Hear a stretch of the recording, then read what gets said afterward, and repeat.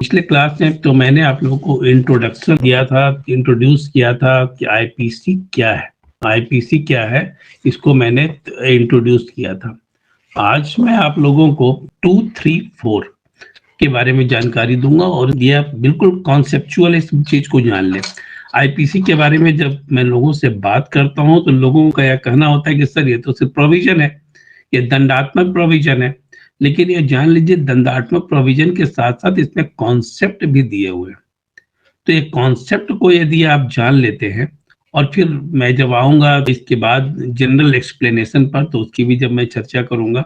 मैं पिछले क्लास में मैंने बतलाया था कि आप उस जनरल एक्सप्लेनेशन को भी जान लेते हैं तब आपके लिए पूरा आईपीसी को समझना बहुत आसान हो जाएगा। आईपीसी पूरे तीनों लॉ में, इंडियन पिनल कोड, सीआरपीसी और इंडियन एविडेंस एक्ट में सबसे टफ है, यह आप मानकर चलिए और तभी आप बेहतर तरीके से इन सारी चीजों को समझ भी पाइएगा। और वो टफ है भी। देखिए सेक्शन 2 क्या कहता है इसको जान लीजिए। सेक्शन 2 की मैं जब बात करता हूं तो सेक्शन 2 जो है वह कहता है every person shall be liable of punishment under this code and not otherwise for every act or omission contrary to the provision thereof of the things just mentioned of which he shall be guilty within India।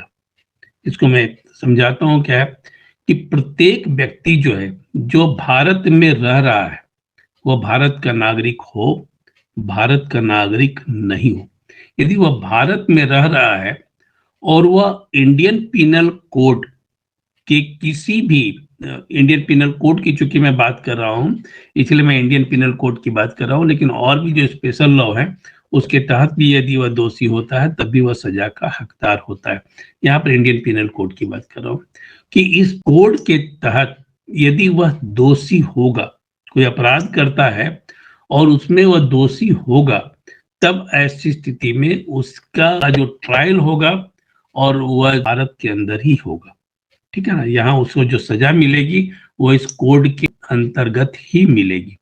यहाँ पर इसका कहने का मतलब यह है कि यहाँ पर जो भी व्यक्ति रह रहा है किसी कास्ट क्रीड का हो, कि फॉरेनर हो, इंडियन हो, लेकिन यदि वह कोई अपराध करता है, भारत के अंदर कोई अपराध करता है, मैं जब 3, 4 को आगे पढ़ाऊंगा तो बताऊंगा भारत के बाहर भी अपराध को लेकर। इसीलिए जब सेक्शन 2 में पढ़ाता हूं तो मैं साथ साथ ये भी आप लोगों को बता दे रहा हूं कि सेक्शन 2 अपने आप में पूर्ण नहीं है। सेक्शन 2 को हम सेक्शन 2, 3, 4 के साथ पढ़ेंगे तब यह संपूर्णता को लेगा, अदरवाइज ये कंफ्यूजन होगा और क्वेश्चन खड़ा होगा कि भारत के बाहर यदि कोई भारतीय रह रहा है, उसने यदि कोई क्राइम किया है तब क्या होगा। इन सारी चीजों की चर्चा भी मैं करूंगा। तो सबसे पहले मैं आप लोगों को बतला दूं कि सेक्शन 2 क्या कहता है और साथ साथ यह भी आप लोगों को बतला दे रहा हूं सेक्शन 2, 3, 4 तीनों को मिलाकर ही पनिशमेंट की बात आएगी और वह तब कंप्लीट होगा। ठीक है। तो यहां पर मैंने आपको कहा कि वह सिटीजन हो या नॉन सिटीजन हो, दोनों में से कोई हो, उससे कोई मतलब नहीं है। यदि वह अपराध करता है तो वह सजा का हकदार होगा, उसका ट्रायल इंडिया में होगा, सजा भी इंडिया में सुनाई जाएगी। अब सेक्शन 2 को हम सेक्शन 4 के साथ थोड़ा पढ़ते हैं तब और ज्यादा क्लियर होगा और सेक्शन 4 को और भी हम एक्सप्लेन करेंगे आगे। सेक्शन 4 क्या कहता है? सेक्शन 4 में जो प्रोविजंस है, the provision of this code apply also to any offence committed by, कोई भी ऑफेंस जो कमिट किया है any citizen of India in any place without and beyond India. मैंने आपको क्या कहा था कि भारत और भारत के बाहर यदि कोई भारतीय नागरिक है और वह भारत या भारत के बाहर कोई भी क्राइम किया है जो हमारे इस कोड के अंतर्गत आता है, यहाँ पर एक कोड की बात मैं कर रहा हूँ, मैं फिर आपको कर रहा हूँ कि चूंकि मैं कोड पढ़ा रहा हूँ इसलिए कोड की बात कर रहा हूँ, लेकिन बहुत सारे स्पेशल लॉ भी हैं उसके अंतर्गत भी वो यदि वह कोई अपराध करता है तो उसका दोषी होगा, जिसमें कि सबसे ज्यादा है इंफॉर्मेशन टेक्नोलॉजी एक्ट, तो वह भी मैं आगे आप लोगों को अभी बताने जा रहा हूँ। तो यहाँ क्या मैंने कहा, पहला जो है 4 का सबसेक्शन 1 कहता है any citizen of India in any place without and beyond India, India के बाहर और इंडिया के अंदर है और वह कोई अपराध करता है तो वह दोषी होगा और इसको सजा मिलेगी इंडियन पिनल कोड के तहत। जो प्रोसीजर चलाया जाएगा वह सीआरपीसी के तहत चलाया जाएगा। सीआरपीसी में स्पेशल प्रोविजन इसके लिए किया गया है और सेक्शन 179 में, और साथ ही साथ और 188 में सेंट्रल गवर्नमेंट से परमिशन की बात भी कही गई है। जो लोग मेरा क्लास किए हैं लोगों को पता होगा, मैंने इन सारी चीजों की चर्चा भी मैंने की थी, फिर मैं करूंगा चर्चा इसकी। तो वहां पर परमिशन लेने की बात कही गई है, लेकिन कुछ केस में, सारे केस में नहीं। अब यहाँ पर 4(2) क्या कहता है, यह देखिए, any person on any ship or aircraft register in India wherever it may be. यदि कोई शिप है या फिर कोई एयरक्राफ्ट है जो कि रजिस्टर करा लिया गया है, इंडिया में रजिस्टर्ड है, वो वर्ल्ड में कहीं पर भी स्लीपर होगा या फिर आकाश में होगा, वहां पर कोई क्राइम यदि करता है, शिप पर कोई क्राइम करता है, तब उसकी सुनवाई कहाँ होगी? वह इंडिया में ही होगी। अब क्यों होगी? क्योंकि जो शिप है उसको, जो मैरीटाइम एक्ट है उसके अनुसार ये कहा गया है कि शिप जो है वह फ्लोटिंग आइलैंड है, फ्लोटिंग आइलैंड है, और वह फ्लोटिंग आइलैंड पर जिस देश का झंडा लहरा रहा होगा वह उसी देश का आइलैंड माना जाएगा। और जब उसी देश का वह आइलैंड माना जाएगा तब उस पर कानून कौन सा लागू होगा? उस पर कानून भारत का ही लागू होगा। तो अब सपोज करिए कि शिप पर कोई व्यक्ति जा रहा है और वह शिप पर तो बहुत सारे लोग होते हैं, तो शिप पर किसी व्यक्ति ने मर्डर कर दिया। तो मर्डर जब कर दिया तब ऐसी स्थिति में उसका वह कहां पर वह केस दर्ज होगा? वह व्यक्ति जहां का निवासी है वहां दर्ज होगा, या फिर शिप जहां रजिस्टर्ड है, शिप जहां रजिस्टर्ड है वहां दर्ज होगा। मतलब कि यहाँ पर भारत के कानून के तहत ही उस पर प्रोसीडिंग चलाई जाएगी और भारत के कानून के तहत ही उसे सजा मिलेगी। अभी आपने देखा था एयरक्राफ्ट का इशू हुआ था और अमेरिका से आ रहे बिजनेस क्लास में महिला बैठी थी और एक बहुत ही हाई प्रोफाइल सीईओ बैठे हुए थे। उन्होंने यूरिनेट कर दिया था शराब पीकर उस महिला के ऊपर। काफी ज्यादा टीवी पर न्यूज चला था, आप लोग देखे हुए होंगे उसको। और उसे यहाँ पर सजा तो नहीं हुई लेकिन तुरंत उस पर केस चला, उसको जेल भेज दिया गया। इसका मतलब है कि वह इंडियन कानून जो था उस पर एप्लीकेबल हुआ। वह इंडियन था वह व्यक्ति, और जो विक्टिम थी वह भी इंडियन थी। वह अमेरिकन एयरलाइंस का शायद फ्लाइट था, लेकिन वे चूंकि वह इंडियन थे इसीलिए यहाँ पर यह कानून एप्लीकेबल हुआ और यह प्रोविजन 4 का 1 जो है वो यहाँ पर लागू हुआ। अब इसके बाद क्या कहता है? एनी पर्सन, 4 का subsection 3, any person in any place without and beyond India committing offence targeting a computer resources located in India. अभी ये 2009 में इसको संशोधन कर लाया गया है आईटी एक्ट में भी, आईटी एक्ट के सेक्शन 51 में, और सेक्शन 4 सेक्शन 3 में भी इसको लाया गया है। अब क्यों लाया गया है? आपको पता है कि साइबर क्राइम आज के समय में बहुत तेजी के साथ बढ़ रहा है। लोग बैठा हुआ है अमेरिका में और क्राइम कर रहा है इंडिया में। लोग बैठा हुआ है चाइना में और क्राइम कहाँ हो रहा है? इंडिया में हो रहा है। अभी आप लोगों ने एक न्यूज पढ़ा होगा कि चाइना ने हमारे आरबीआई के साइट को हैक कर लिया था। 2 दिन तक हमारे रिजर्व बैंक ऑफ इंडिया का जो साइट था वो नॉन फंक्शनल था। क्यों नॉन फंक्शनल था? क्योंकि चाइना में बैठा हुआ कोई हैकर आरबीआई के सारे कंप्यूटर को हैक कर लिया था। और सोचिए कि हैक कर लिया, इसका मतलब है कि पूरा डेटा उसको चला जाता। गया कि नहीं गया मुझे नहीं पता है, क्योंकि ये बहुत ही हाई प्रोफाइल मामला था और यह बाहर भी नहीं निकल सकता है, क्योंकि ऐसे गवर्नमेंट ऑफ इंडिया का से जुड़ा हुआ मामला है, सिक्योरिटी का मामला है, फाइनेंशियल सिक्योरिटी का मामला है। लेकिन ये न्यूज तो था, तो वह चाहता तो और किया भी होगा तो नहीं पता है, तो सारे डेटा को वो जो है वह कहाँ पर ले जा सकता है? चाइना ले जा सकता है। और सोचिए यदि फाइनेंशियल डेटा सारा हमारा चला जाता है किसी दूसरे कंट्री के हाथ में, तो हमारी स्थिति क्या होगी, इससे आप अनुमान लगा सकते हैं।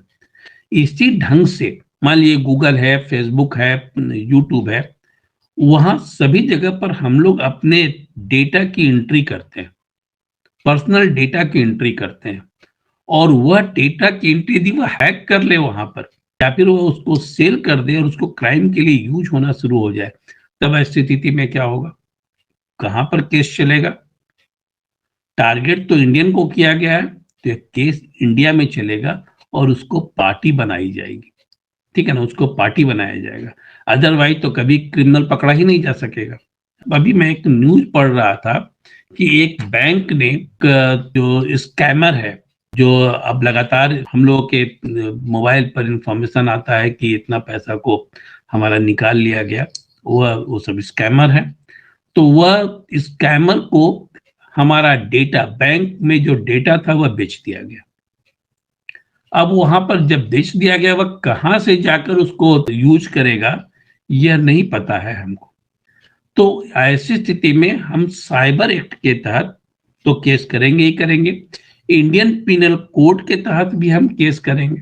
तो इस कहने का मतलब यह है कि यदि कहीं पर भी जो कंप्यूटर रिसोर्सेस है, जो भी कहीं पर बैठा हुआ कोई व्यक्ति हैकर है जो कि हमारे कंप्यूटर रिसोर्सेस को अफेक्ट कराता है और क्राइम करता है, तो उसका ट्रायल इंडिया में होगा और इंडियन पिनल कोड के तहत, भारतीय कानून के तहत ये ट्रायल हो। मैं सेक्शन 3 पर भी आऊंगा, लेकिन पहले सबसे पहले सेक्शन 2 में जो एक्सप्लेनेशन है उसको मैं आप लोगों के सामने पहले क्लियर कर दूं, जिससे कि आप लोगों को थोड़ा कॉन्सेप्ट और भी क्लियर हो जाए। एक्सप्लेनेशन जो है सेक्शन 2 का, यहाँ कहता है एवरी पर्सन। तो एवरी पर्सन में यह नहीं कहता है कि इंडियन सिटीजन, एवरी पर्सन में यह कह रहा है कि इंडियन, फॉरेनर और जिसका कॉर्पोरल प्रेजेंस है यहाँ पर, without distinction of nation, rank, caste and creed. वह किस कंट्री का है इससे हमको नहीं मतलब, हमारे कानून को नहीं मतलब। यदि उसने क्राइम किया है यहाँ पर, तो वह किस कंट्री का है इससे नहीं मतलब, उसका कॉर्पोरल प्रेजेंस यहाँ पर है, वह फॉरेनर है, कॉर्पोरल प्रेजेंस यहाँ पर है, that's enough. Without the distinction of the nation, rank, वो किस रैंक का है इससे भी नहीं मतलब है। लेकिन जब मैं रैंक की बात करता हूं तो इसमें कुछ एक्सेप्शंस हैं, उस एक्सेप्शंस की भी मैं बात करूंगा। दूसरा है, यहाँ पर कहता क्या है कि Indian court have jurisdiction against foreigners residing in foreign countries, but their acts connected with transaction are part of transaction arising in India। और भी मैंने एग्जांपल आप लोगों को दिया था कि यदि कोई व्यक्ति जो बैठा हुआ है दूर देश में, लेकिन कुछ ऐसा अपराध कर रहा है जो कनेक्टेड है इंडिया के साथ, तब ऐसी स्थिति में यहाँ पर इंडियन पिनल कोड के तहत वह सजा सुनाई जाएगी।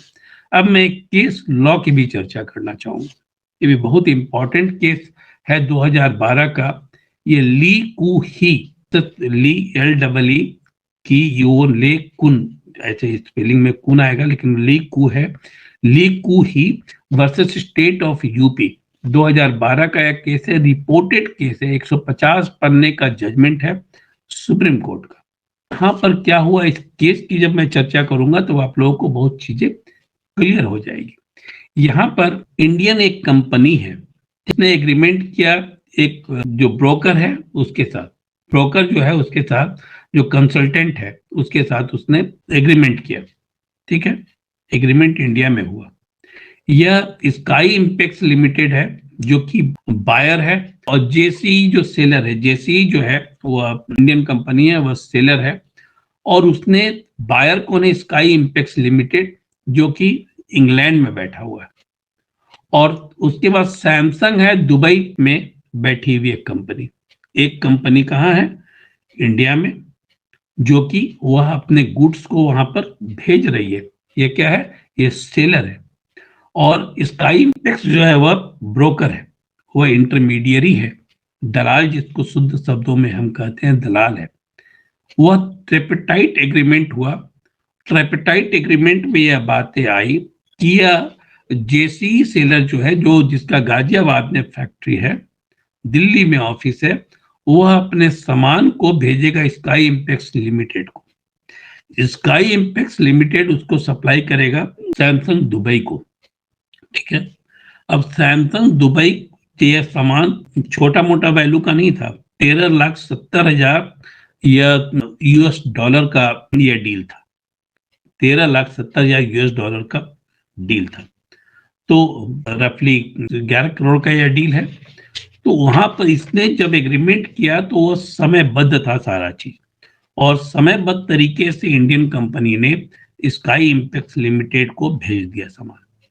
एग्रीमेंट हुआ और सिर्फ एग्रीमेंट के आधार पर, without taking any advance, goodwill के आधार पर उसने उसको भेज दिया। और स्काई इम्पैक्स ने भी साथ ही साथ उसको भेज दिया सैमसंग दुबई को। सैमसंग दुबई ने वहां पर क्रेडिट नोट इशू किया और वह स्काई इम्पैक्स लिमिटेड को आई। स्काई इम्पैक्ट लिमिटेड ने उसको भेज दिया इंडिया को। ठीक है ना, उसका अपना जो कमीशन था वह कमीशन उसने जेसीई से प्राप्त किया होगा या नहीं प्राप्त किया होगा, मतलब प्राप्त करने की बात थी। अब क्या हुआ, जो वहां पर क्रेडिट नोट भेजा गया यहाँ पर, वह यहाँ पर ऑनर हुआ ही नहीं। जैसे चेक बाउंस करता है वैसे चेक बाउंस कर गया। अब यहाँ पर जेसीई ने गाजियाबाद के डिस्ट्रिक्ट कोर्ट में केस कर दिया और उसमें बहुत सारे सेक्शंस लगाए गए। सेक्शन के आपको मैं बताता हूँ। सबसे पहले सेक्शन 2 जो मैं पढ़ा रहा हूँ वह आईपीसी में, उसको तो था ही वह, क्योंकि उसके तहत ही वो आ गया था। 403, 405 आईपीसी के सारे section, 415, 418, 420 and 423, read with 123, 120B and 34 क्योंकि ये 3 लोग इसमें इन्वॉल्व थे। तो जो बिल ऑफ एक्सचेंज आया, क्रेडिट नोट मैंने जो बोला जो बिल ऑफ एक्सचेंज था, तो बिल ऑफ एक्सचेंज जो आया वह भंजा ही नहीं। तो इसका मतलब है कि सामान तो ले लिया वहां पर दुबई में, सैमसंग दुबई ने सामान को ले लिया, लेकिन जो उसने बिल ऑफ एक्सचेंज भेजा था वह ऑनर हुआ ही नहीं।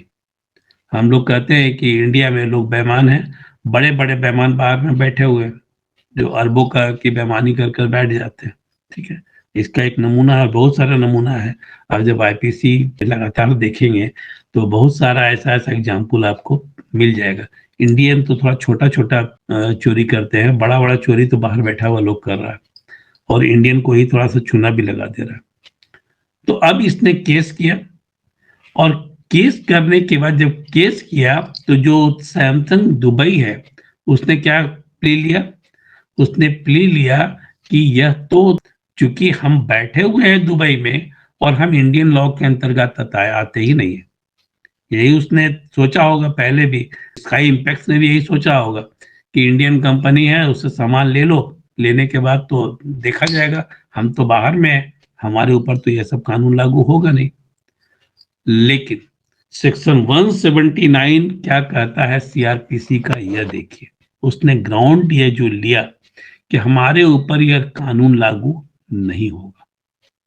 मैंने भी आप लोगों को सेक्शन 2 बताया था कि यदि कोई व्यक्ति बाहर बैठा हुआ है लेकिन वह कोई यदि क्राइम करता है और उसका इम्पैक्ट आता है, उसका कॉन्सिक्वेंसेस जो है इंडिया के ऊपर आता है, तब ऐसी स्थिति में इंडियन कानून एप्लीकेबल होगा और वह विदेशी पर भी एप्लीकेबल होगा। और पार्टी यहाँ पर बनाया गया, ठीक है ना, पार्टी जो है वह बनाया गया, उसको लीकू ही को, ठीक है ना, पार्टी बनाया गया।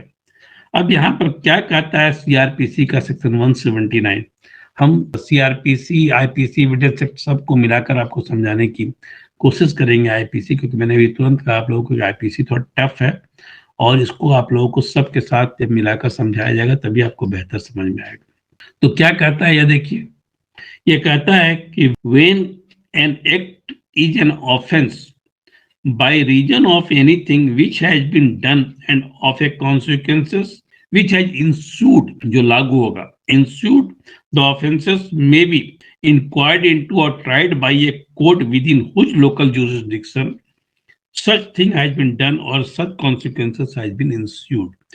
कहने का साफ शब्दों में यह मतलब है कि कोई भी एक्ट जो किया गया है, जो ऑफेंस है, और वह किसी कारण से किया गया है, उसमें यदि वह कहीं किया गया है और वह जिसमें यदि हम अफेक्टेड हैं, मतलब इंडियंस अफेक्टेड हैं, तो यहाँ पर उसके लोकल जुरिस्डिक्शन के अनुसार यहाँ पर उसकी इंक्वायरी होगी और उसका ट्रायल भी यहाँ पर चलेगा। इसीलिए यहाँ पर ली कुही के ऊपर, जो कि वहाँ का कंपनी का रिप्रेजेंटेटिव था, उसको पार्टी बनाया गया और पार्टी बनाकर गाजियाबाद में केस चला और बाद में वो दिल्ली हाई कोर्ट में भी केस चला और सुप्रीम कोर्ट में भी केस गया। 150 पन्ने का यह जजमेंट, जिसमें कि दोषी करार दिया गया और इन लोगों को पैसा देना पड़ा। तो ऐसा नहीं है कि आप मॉरिशस में बैठकर क्राइम करिए, ठीक है ना। मॉरिशस तो आप जानते हैं कि मनी लॉन्ड्रिंग का हेवन है, वहां बैठकर क्राइम करिए आती है, वहां पर वाइकेरियस लायबिलिटी जो है वह चली आती है। जैसे एसेंशियल कमोडिटी एक्ट की मैं बात करूं एसेंशियल कमोडिटी एक्ट की। एसेंशियल कमोडिटी एक्ट 1955 के तहत यदि कोई कंपनी पकड़ी जाती है एडल्टरेशन में और उसके स्टोर में वह पाया जाता है कि वो एडल्टरेटेड फूड वहां पर पाया गया है, ऑयल पाया गया है, ये वनस्पति पाई गई है, तब ऐसी स्थिति में क्या होगा, उसकी कंपनी के मालिक के ऊपर भी वाइकेरियस लायबिलिटी चली आएगी। इसके अलावा नेगोशिएबल इंस्ट्रूमेंट एक्ट में लगातार ही आप लोगों को बता रहा हूँ, नेगोशिएबल इंस्ट्रूमेंट एक्ट में यदि चेक बाउंस करता है, किसी कंपनी का चेक बाउंस करता है, तो उसके जितने डायरेक्टर हैं सभी के ऊपर वाइकेरियस लायबिलिटी चली आएगी। इसी ढंग से एम्प्लॉय प्रोविडेंट फंड है, जो employees provident fund miscellaneous provision act है 1952 का, उसके तहत भी कंपनी के ऊपर वाइकेरियस लायबिलिटी चली आएगी। तो यह तो आपका हुआ सेक्शन 2।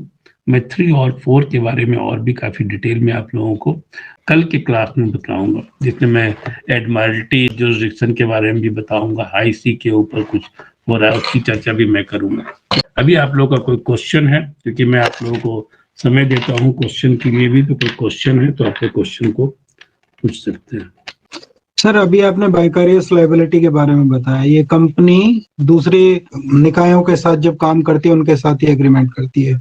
एक कंपनी के भीतर बहुत सारे कर्मचारी भी हैं, वो उसके बिहाफ पे काम करते हैं।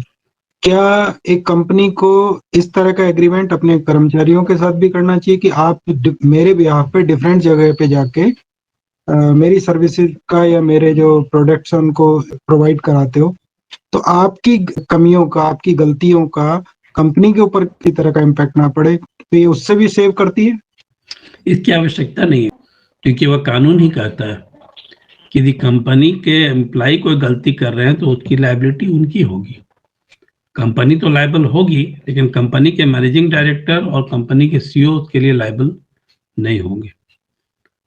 वो तो कानून ही कहता है, सुप्रीम कोर्ट का जजमेंट भी है इस पर, इसीलिए उसकी आवश्यकता नहीं है कि आप लायबल होंगे ही वह। सर, यहाँ कंपनी का मतलब जो कंपनी एक्ट है उसके तहत जो कंपनी फॉर्म की गई वो है, या ये प्रोप्राइटर फर्म भी एक प्रकार से कंपनी ही है? प्रोप्राइटरशिप फर्म है, that is not company. Proprietorship firm है जिसका मालिकाना, उसमें आप देखिएगा कि पैन कार्ड जो होता है वो सिर्फ मालिक का ही लगता है, वो प्रोप्राइटरशिप फर्म का अलग से कोई पैन कार्ड नहीं होता है।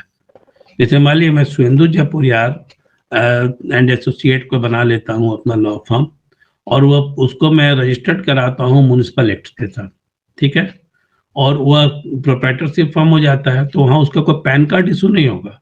वहां पर जो भी वह काम होगा कंपनी जो करेगी उसके लिए सीधे लायबल मैं होऊंगा।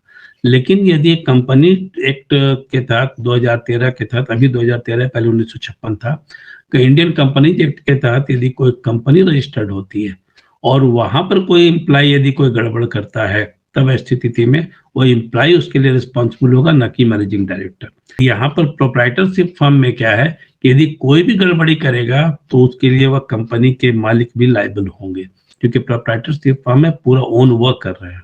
Thank you sir. मैं केवल ये जानना चाह रहा था कि प्रोप्राइटरशिप में भी क्या इसको प्रोटेक्शन मिलती है प्रोप्राइटर को, उसमें आपने बता दिया। Thank you sir. ठीक है Bharat. Yes sir. Sir question ये था कि इंडियन पोर्ट है, इंडियन एयरक्राफ्ट है, और जो पार्टीज हैं दोनों, वो पार्टीज बाहर की हैं, विदेशी हैं, फॉरेनर्स हैं। उसमें से विक्टिम जो है वो चाहता है कि उसके साथ जो क्राइम हुआ है उसके लिए वो अपनी कंट्री में ही केस करे। यहाँ रजिस्टर हो गया क्योंकि इंडियन जैसे ही वो लैंड करेंगे वैसे ही यहाँ रजिस्टर हो जाएगा। लेकिन अब वो यहाँ से जाने के बाद चाहता है कि उसकी सुविधा के लिए वो वहीं पर ही करे। तो सर वो ट्रांसफरेबल होता है, लेकिन सर किस तरह से ट्रांसफरेबल होता है वो? नहीं, वो ट्रांसफरेबल नहीं होगा। इंडियन कानून तो इंडिया में लागू होगा, यदि उसके देश में क्या कानून है, ठीक है ना, वहां पर एप्लीकेबल होगा। जैसे मैं यह कहता हूं कि यदि इंडियन कोई व्यक्ति है, वो बाहर में है और वहां पर क्राइम वो किया, तो इंडियन कानून लागू हो रहा है, हम यहाँ पर उसको देंगे, यहाँ पर सजा सुनाएंगे यहाँ के कानून के अनुसार।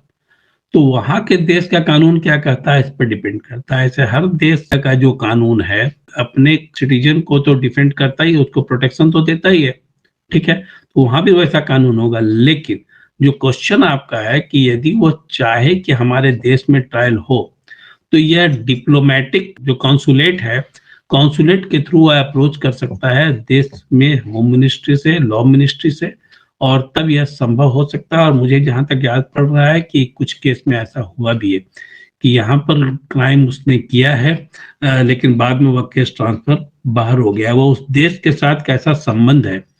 दूसरा चीज, 2-3 तरह की ट्रीटी होती है, जिसमें एक एक्स्ट्राडिशन ट्रीटी भी है, ठीक है, कि यहाँ पर यदि उसने क्राइम किया है कुछ भी और उस देश में सजा होनी है, तो एक्स्ट्राडिशन ट्रीटी यदि उस देश के साथ साइन किया हुआ है, 1962 का सबसे पहला एक्स्ट्राडिशन ट्रीटी तो 1905 में हुई, और फिर दूसरा 1962 में हुआ एक्स्ट्राडिशन ट्रीटी। तो उसमें जितने कंट्री हैं, शायद 160 या 65 कंट्री हैं, तो वहां पर यदि कोई व्यक्ति अपराधी है जो यहाँ पर है और वह मांग करता है कि हमको दे दिया जाए, हम अपनी कंट्री में इसको सजा सुनाएंगे, तो कॉन्सुलेट के थ्रू अप्रोच कर सकता है, और ऐसा संभव है यदि देश चाहे, कंट्री चाहे तो। और कंट्री के साथ भी बहुत सारा आपस का एग्रीमेंट होता है। एक्स्ट्राडिशन ट्रीटी के अलावा बहुत तरह के एग्रीमेंट होते हैं। उस एग्रीमेंट को भी, जिसमें डिप्लोमेटिक एग्रीमेंट भी होते हैं, डिप्लोमेटिक रिलेशंस भी है, उस आधार पर भी ट्रांसफर होता है। सर इसी में फर्दर एक क्वेश्चन और दिमाग में आ रहा था मुझे मेरे कि अगर हमारे यहाँ पर वो ऑफेंस कंपाउंडेबल है, फॉरेन का वो विक्टिम यहाँ पर कंपाउंडेबल ऑफेंस होने के कारण से मतलब कर लेता है, कंपाउंड कर लेता है उसे, लेकिन उसकी कंट्री में वो नॉन कंपाउंडेबल है, वहां जाके वो वापस केस फाइल करता है, तो सर क्या अक्यूज्ड को इसका फायदा मिलेगा कि उसने इस कंट्री में कंपाउंडेबल था तो उसने कंपाउंड कर लिया और वहां जाके उसने केस फाइल किया? यदि दोनों विदेशी नागरिक हैं, ठीक है ना, और दोनों मान लीजिए अमेरिका के नागरिक हैं, और इंडिया में उन लोगों ने क्राइम किया है और इंडियन सिटीजन इन्वॉल्व नहीं है, आपस में उनका क्राइम है, ठीक है ना, आपस में क्राइम है, एक दूसरे के साथ उन्होंने मारा पीटी की है, यहाँ पर कंपाउंडेबल है, वहां पर नहीं है, तो वहां पर वह केस चल सकता है। Okay, thank you sir. ठीक है, तो हम लोग कल मिलते हैं और इसी टॉपिक को भी हम लोग आगे बढ़ाएंगे, क्योंकि काफी विस्तार से इसको जानने की जरूरत है, तो इसको हम लोग कल आगे बढ़ाएंगे और फिर आगे बढ़ते चले जाएंगे। मेरी कोशिश तो है कि आप लोगों को बेहतर से बेहतर तरीके से समझा सके हम, और जो कुछ 27 सालों में मैंने सीखा और हम सीख भी रहे हैं लगातार, तो आप लोग को दे सके। ठीक है, मिलते हैं कल हम लोग इसी समय पर।